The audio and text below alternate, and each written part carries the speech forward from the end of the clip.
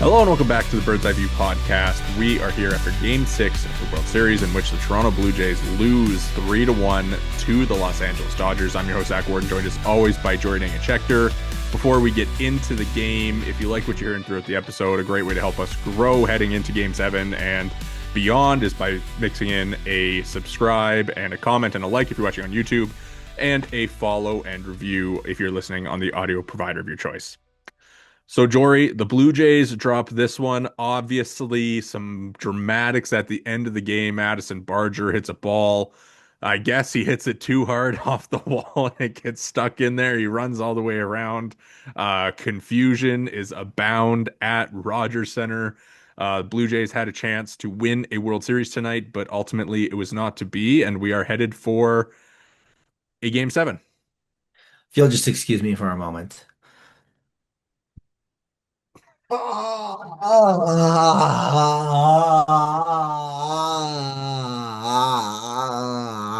So before you continue, just for the people who are listening on the audio only version of this podcast, that was Jory putting his head on the desk and sighing aggressively, just to put some description as to what just happened. I cannot believe that was how Game 6 ended. I cannot believe that this team is headed to Game 7. You know what? The Dodgers are a good team, and I've got full faith in the Blue Jays and their ability to compete with the Dodgers in a Game 7. But that ninth inning, man, that's gonna haunt me for a long time if things don't go right tomorrow. Well, they've obviously they it's going to be quite the matchup tomorrow. Sounds like Max Scherzer versus Shohei Ohtani, but obviously, I think when you look back on this game, the blueprint I think kind of played out similarly to what we were expecting. Kevin Gossman, very solid outing, like a lead early where he punches out 8 through 3 innings. Yamamoto kind of does his thing again, but the Blue Jays do force him out, right? They run out the pitch count. Um, they had him looking tired in the sixth inning, and I think they got him. They put some pressure on him in the sixth and made Dave Roberts go to his bullpen. And, that's kind of what you were hoping for if you were the Blue Jays, right? You get Yamamoto out, you get a crack at this bullpen. Robleski looked really good. I don't know why he hasn't been like their number one lefty and Bonda had been before that, but and then you get Roki in the eighth, and then you get Roki in the ninth. And, I think if you're the Blue Jays, obviously surely you would have liked to cash in on your opportunities against Yamamoto, but the run that he's been on in this postseason, I think you feel pretty good about getting him out after six. You run up his pitch count, and then the ninth inning plays out where Alejandro Kirk gets hit on the hand to start the inning, and then Barger just lines that double off the wall. I think it was 104 off the bat, and it gets stuck under the wall, and we can kind of come back to it, but from there, Dave Roberts turns to Glasnow, which obviously very, very good decision. Who gets Ernie Clement to pop out, and then gets the Andres Jimenez liner to Kike Hernandez, who tosses the ball into Miguel Rojas at second base for the double play.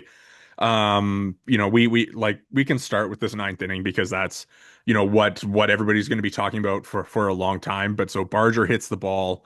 Um, runs all the way around the bases. So this is funny because I want you to describe your experience watching this play compared to mine. So I'll go with mine first because I'm sitting in the back row of the auxiliary press box and I can't really see most of the outfield. So I see the ball driven in the air and you kind of think it's a base hit for sure.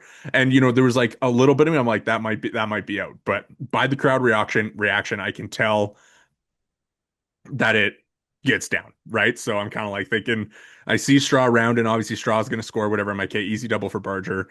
They're down by one. Let's see what happens. But no, Barger keeps on running around second, and I'm like, oh wow, triple. Like something weird's going on out there. And then he rounds third and starts going home. And I'm sitting there, I'm like, did Justin Dean like face plant into the wall? Did he throw the ball into the crowd? Like, what is going on? I shot up and I'm like trying to get a view, but I don't even know what happened until I see the replay on the TV in the press box. But I mean, like for you watching that unfold, like what was it like on TV? He hit that ball hard, and it looked like he got enough of it to at least bounce it off the wall. And the sheer unfathomable improbability of that ball sailing through the air majestically into the left center field gap. You're thinking this is a double off the wall. Straw's going to score. You're going to get the bottom of the order, going to get a chance to potentially tie this game. The comeback Blue Jays, the cardiac Blue Jays, the never say die Blue Jays, and then just squish right into the wall in the most improbable, unfathomable set of circumstances you may ever see in a Rogers Center playoff game, regular season game, World Series game. I can't think of a single other instance of a ball flying off the bat, getting wedged into the bottom, the base of the outfield fence. And yeah, as soon as that happens, it's a dead ball. And you're screwed, blued, and tattooed, and you got to go out there and have some competitive ABs, and you've got a chance to drive two guys in. Now, I'm gonna keep moving on here just a little bit because here's where stuff really starts to hurt.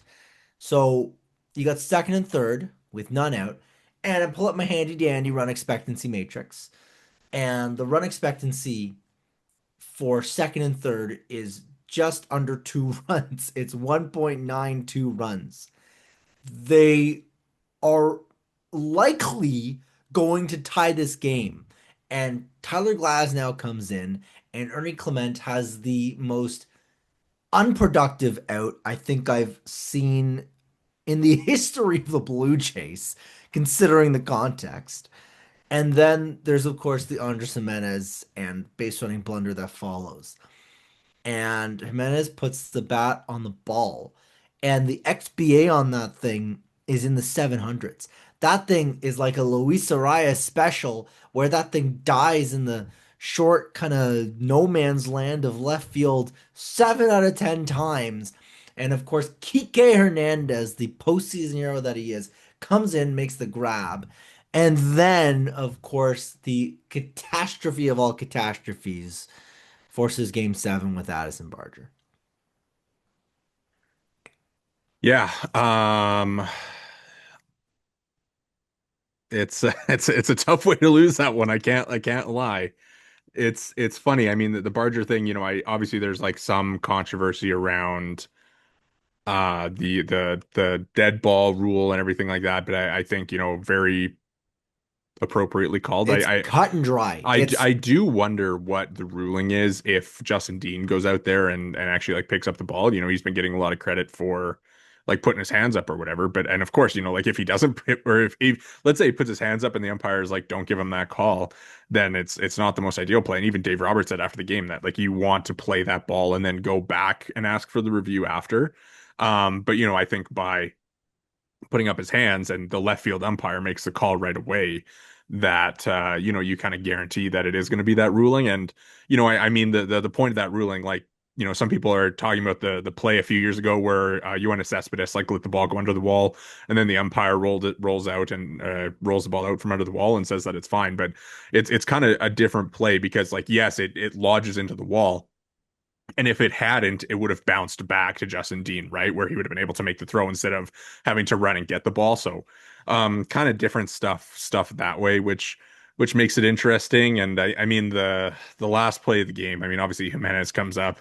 Have seen some Twitter banter around whether Jimenez should have been hit for in that situation against Glasnow. And I think I can see the reasoning why you would want to go with a Davis Schneider in that spot. Obviously, he's had a really great season, but I also do understand the decision to go with Jimenez. Like you said, XBA of 710, the catch probability was 40% for Kike. Like just a really great jump for him, a great play.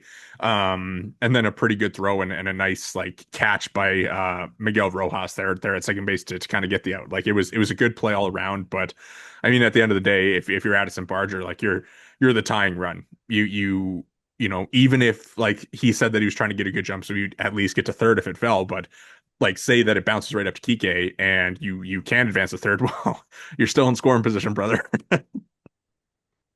Just nothing about that play. Nothing about that play went the way it should have, to say the very least. And now you're headed to game seven, and anything can happen in game seven. And, that's for the Jays, that's against the Jays. If you want to go by the odds and the Fangraphs and the betting odds, it's a pretty heavy favorite to the Dodgers, I but think the Dodgers were favored in every single game in the series, though. I think so too. But you know what? I mean, it's just so frustrating because the Jays had it right there. They had the comeback brewing. This game goes to extra innings. Goodness, probably at least half the time, probably more. Yeah. And just to have that play out in the unfathomable way it does is just gut wrenching. And the Jays, said all the right things post game. They're all optimistic. They're all talking about what a privilege it is to get to game seven and how getting to game seven at this point, if you'd have said that at the beginning of the year, they'd all be happy. All the music playing in the clubhouse and all that stuff. And that was all fine and dandy. But it's just such a wasted opportunity that you just can feel it's going to haunt. And it could haunt for decades if things don't break right tomorrow. Yeah, I think, the team has done a really good job of showing us that they're able to bounce back from a lot. So I certainly think that for them it's probably not going to be much of an issue like getting up for a game seven. I mean, if you're not up for a game seven, then why are you doing this? But I think one of the things that's kind of tough for the series is the Blue Jays have been the better team for most of it, right? And it's going to a game seven, and it feels like Yamamoto has kind of been like the difference in this being over and this being a 7 game series, right? So, even today, I think you look at it, right? The Dodgers get their 3 runs in the third inning in the middle of Kevin Gausman doing this dominance. It's the Tommy Edman double, the Will Smith comes through after they intentionally walk Shohei, and then Mookie Betts. I've been pretty hard on Mookie Betts on this podcast, so I figured there might be a point where he would come through, and that was the point. And then, but ultimately at the end of the day, the Blue Jays had way more opportunities in this game. They had more hits, they had more base runners, and they go 1 for 9 with runners in scoring position. So, you talk about missed opportunities, and they pop up again in this one where, a couple times it really feels like, even along with that ninth inning, you have chances to score, and they kind of just can't come up with the big hit. I think of, the Varsho strikeout in the sixth inning where you get the Vlad 2-out double, you get Bo walking, and you kind of feel Yamamoto was starting to tire a little bit. I think his last fastball to Bo was 93, right? So you're kind of seeing this guy might be wearing down a little bit, and he just doesn't even throw a fastball to Varsho, and he just goes 3 splitters or 4 splitters in that at bat and gets him to strike out. And it felt like that was a big spot at the time that it happened. I've just pulled up the numbers here, and you're going to have to give me an extra couple seconds just to get all my thoughts in order here. So, the Dodgers in this series are hitting 191. They are OPSing as a team 623. The only guys over the Mendoza line are Shohei Ohtani, Teoscar Hernandez, Will Smith, and Freddie Freeman.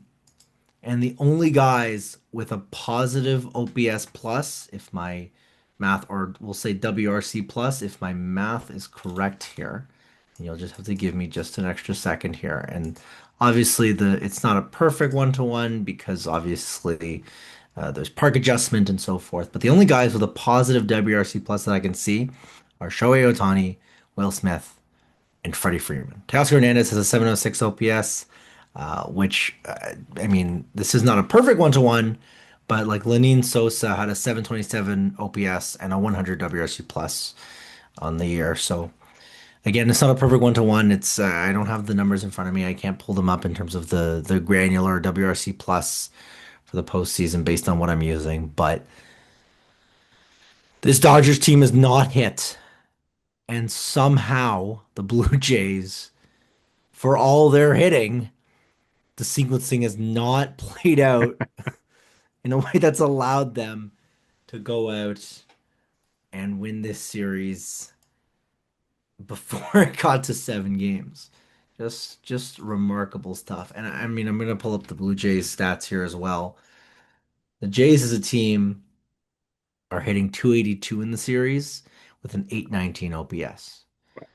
The only guys under the Mendoza line are IKF and Miles Straw. Sorry, excuse me. This is not, sorry, this is for the playoffs. Sorry, let me adjust that one more time and just clean that up a tiny bit. So they've got a 721 OPS, and the only guys under the Mendoza line are I was gonna say 819. I'm like, no, not quite. And the only that's guys under the Mendoza line are Dalton Varsho, Andres Jimenez, Isaiah Kiner-Falefa. And the only guys that are going to be in the negative in terms of WRC plus, or let's say underwatered by WRC plus, are going to be Varsho, Lucas, and Jimenez with a couple of, you know, 4 at bats for Ty France, and then a couple for Straw and a handful for Tyler Heineman. Anyways, all of this is to say the Blue Jays have dramatically outplayed the Los Angeles Dodgers. It has not been particularly close, I think is not the most outlandish thing to say. But somehow we've reached a game 7, and the Jays are going to have to put their faith in the baseball gods and hope that they play a clean and strong game for the rest of their lives to be immortalized in the annals of baseball history. yeah. It'll be interesting. I mean, obviously, they like you put it out there. Like they've hit better. I think you feel pretty good about their offense heading into tomorrow. And I mean, like one thing today that for me that was like a huge development was George Springer. He goes, 2 for 4 RBI. He has like the RBI single in the third where that he hits almost 110. And this is a guy who I was sitting here, was it the last pod or the pod before where I'm saying, yeah, He's done. they're just decoying him. And no, like he was a legit contributor at the top of the order there. And like it didn't look comfortable at the beginning of the game. Like he did not look like he was feeling good. But like, man, for him to be battling through everything that he's been battling through and to have this oblique thing pop up and to show up today and like come up in a big spot. And I think that maybe adds a little bit to the Barger thing that Springer was the one waiting on deck there. But yeah, I like really impressed by that. I think that for me tomorrow, certainly makes you feel better about the Blue Jays lineup, no matter how they line it up, because, Springer isn't gonna be completely down and out of it with this oblique thing. They aren't going to do it, but this lineup should absolutely be shuffled, and they should absolutely be looking at Vladdy in the 2 hole, and Barger should probably be hitting in the 4 hole. He's Like looked good, man. Like he's been incredible. He's got an for OPS. He's got an OPS of 1214 and an average. He's hitting almost 500. This I guy think has had a hell of a World Series. like he is one big swing tomorrow away from being the World Series MVP. And that's a pretty incredible, incredible statement. Um, given the way that the end of the regular season went, given how the beginning of the playoffs went for him, and like I think I've eaten crow here for the beginning of the playoffs, saying that he wasn't going to get going against the Mariners after that one home run, and even today, obviously, the one double that gets pulled back, and he has the early double where he just puts it down the line, and like I don't think that's something we see from Addison Barger early this season. Like I think this guy has come so far, and to be here in Game 6 of the World Series and him to be one of your main contributors, like just like amazing There's stuff. not enough that you can say No, about him, and it's such a shame that ultimately this blunder is going to completely taint what has been an yeah, incredible playoff for him. and it has the chance to not only taint game six, but basically, dare I say, taint his career. Like, I mean, it's obviously hyperbolic I, in some respects, but it's there's a always going to linger there's a pretty easy way for them to not make it linger if they do the job tomorrow. if they get the job done, and you think that you hope they will, but just the fact that it's gotten to this point, they had opportunities. You look at, the 18 inning disaster that was. And you look at tonight and how It's they could have. it's basically Blue Jays 3, Yamamoto 2, Dodgers 1. I mean, I would even say Freddie Freeman won. Yeah, like man, like I think I knew Yamamoto was good. Like obviously, try and watch a lot of baseball and have certainly watched him over the course of the season. But I think like gained a Different new level. new Different appreciation for level. him in this series. Like Electric. if they win tomorrow, he's the World Series MVP. Like it's not even a question. No. It's him. And Yeah. man, like for this offense that has been so good against so many good pitchers this postseason, right? Like they hit Max Fried, they hit Carlos Rodon, they hit Glasnow, Snell, The entire Kirby, Mariners, Mariners, yeah, except for Bryce Miller. But except for but Bryce Miller. but I mean like for him to do what he's done in the last couple days has been super impressive and No, it's been it just I mean, a coming out party for him as well. If there was ever any question about if he was in that upper echelon of Skubal, Crochet, Skeens, he's yeah. right there with them without even without even a shred of doubt in my mind. Yeah. Um, Anybody else from this game? I mean, Ernie picks up a couple of hits, but I think The I last d at bat really seals that one, I think, too. It's similar to Barger, the yeah, uncompetitive at bat. Vladdy had some moments, but yeah. nothing really exceptional. And Double the walk against Roki, I was pretty that impressed. was really big. But Yeah. again, they just it did nothing came of it, right? It was S- just, I mean, the Glasnow stuff, right? Like he comes in and throws three pitches and none of them were yeah. in the strike zone and he gets two outs. Yeah, just it just sucks the wind out of your sails. I appreciate the Blue Jays aggressiveness for sure, but like in obviously huge situation and you're trying to like be a hero, you're trying to do a job, you're trying to get in the tying runs or a run to lessen the deficit or whatever. So it's really tough to like stay to your approach in a scenario like that. So I understand being eager, but it's Frustrating. you got to do it sometimes. But I mean, wait, let's talk about tomorrow because Max Scherzer against presumably Shohei Ohtani, the opener. I don't know how long he'll go. He's never pitched on 3 days rest in his major league career. So, I think you're very likely to see probably Shohei for three or so, Glasnow probably for four or so, and then probably Blake Snell for one or two, and then Roki will probably mix in there somewhere. If he's not kind of drop down the the trust tree from today, where he, admittedly didn't look ready for that kind of moment. Yeah, I don't think we're going to be seeing much of Blake Trinan or Anthony Banda or any of those guys in Game 7. Yeah, I mean, the Dodgers immediately pick up this enormous pitching advantage, but at the same time, the Jays have tagged all of these pitchers Yeah. outside of Yamamoto. So, And Robert said no Yamamoto tomorrow. so at this point, it becomes a question of can they do it one more time? And, the hope is that the answer is yes. But I guess we're just gonna have to see. The Otani thing that obviously looms really large. You figure that he's gonna come out firing. He's gonna come out throwing 101 because he's gonna be coming out. I mean, obviously he'll be on short rest, but he's gonna be basically pitching as a closer for all intents and purposes. Yeah. And then obviously you're looking at a basically completely fresh Glass now. And then Blake Snell obviously becomes the big question, but you've set up your lineup with a bunch of lefties in the lineup, presumably because you've got two righties in there. Yeah.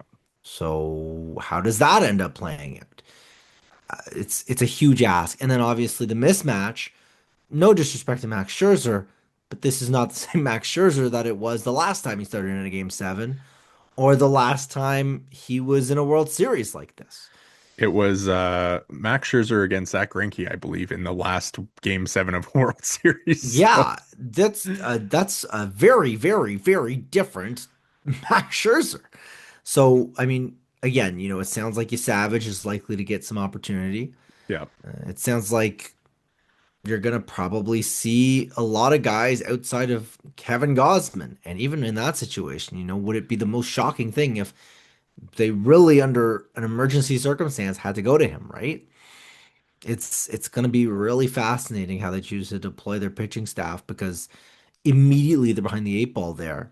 But the hope is that they've gotten to these Dodger pitchers yeah. enough that they're able to ultimately get the job done. But just the pressure is going to be palpable. There was maybe a nervous energy to a certain extent, and you'll be able to speak to it more as someone that was in the building. But obviously, over the television, you can kind of sense a little bit of that. I think it's going to be a different level in terms of game seven.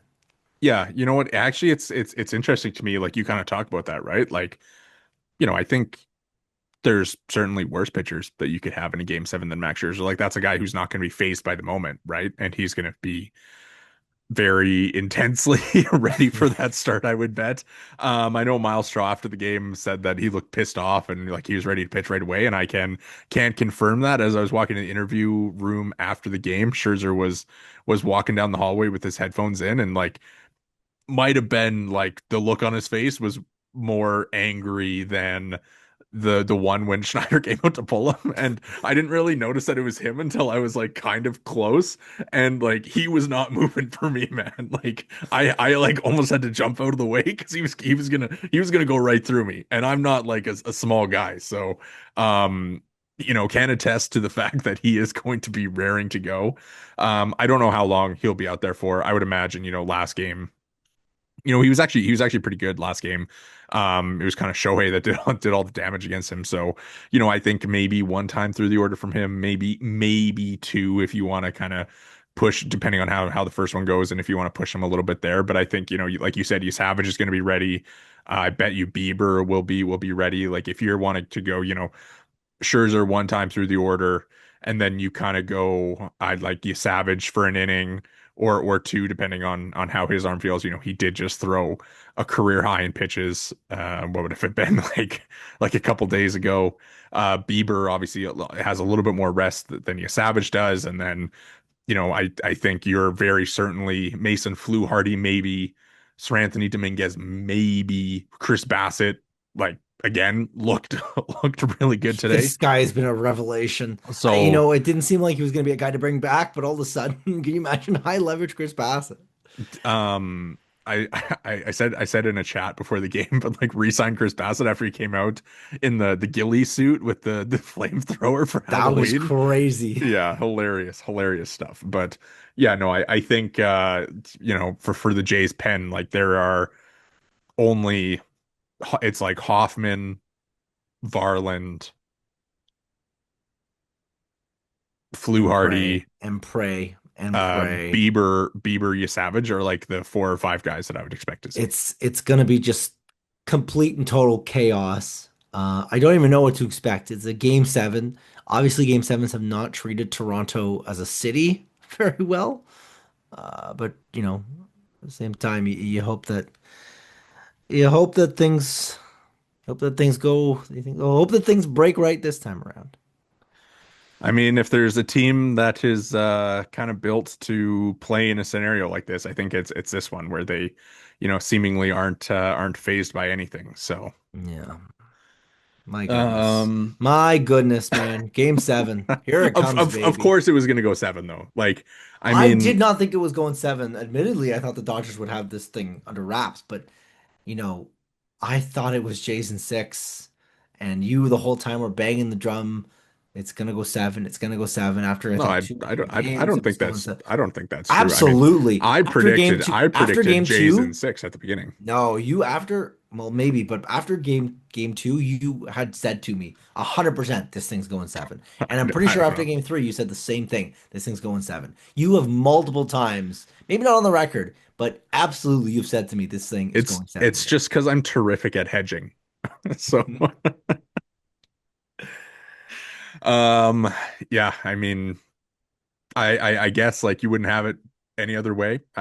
Well, I I don't know if I, I don't know if that's true, you know what? Go out but there and hey, shut us up, you man. know what, man? Go out there and win the goddamn game and shut us It up and let's celebrate a World Series this weekend. This has been one of the most entertaining baseball seasons that I've been a part of in, from day one. This has been a bit of a roller coaster, a lot of ups and a lot of ups and ups and ups and the downs haven't quite been as down, but it has been quite a ride and we get one more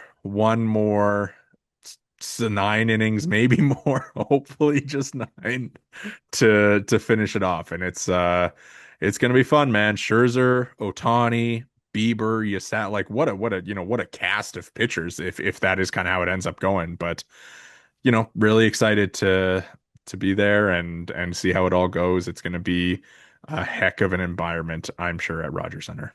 Get ready for some chaos, man. Just brace yourself. Game seven, where famously anything can happen, unlike games 1 to 6, where only some things can happen. Exactly. What's the saying that Zach Greinke has? If you'll remind me. It's going to be a big one. Is that what he says? I tweet that out all the time, but I don't even know what he says. Should I tweet that out now or should I wait until the morning? Um, Yeah, it's gonna be a big game. So, all right. Well, you got any final thoughts on game 6, on game 7, on any of the Blue Jays that took the field today, on any of the Blue Jays that may take the field tomorrow?